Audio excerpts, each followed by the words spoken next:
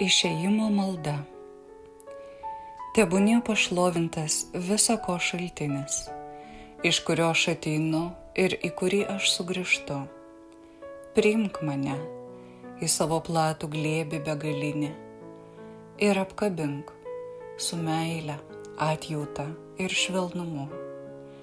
Padėk man drąsiai žengti nebūties takais ir apkabinti lemtį, kuri išėjus atsiskleis. Suburk man kelią mylimų širdžių, tegul palydi mano dvasia šiuo pakylėtu žvaigždiniu taku. Ateikit, angelai brangieji, apgaubkite sparnais savo šviesiais, tegul šis išėjimo laikas mano tampa šviesiausiu momentu visais laikais. Ateikit, mano mokytojai ir vedliai, sustiprinkite mano trapų būvį ir pakylėkite mane lengvai į visiškos palaimos būtį. Kūrėjau, šiandien pas tave aš ateinu, įkvėpk pasitikėjimo manoj kelioniai. Aš tavo vaikas mylimas esu, tikiu, jaučiu, kaip stipriai tu mane globoji. Dėkoju žemei, kad mane pagimdė. Dėkoju savo motinai, kuri man tapo kanalu.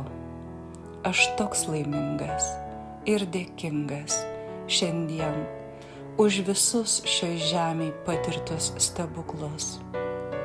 Su begalinė meile ir dėkingumu palieku savo žemiškus namus ir išeinu į šviesą ir ramybę, tą amžiną šaltinio begalybę.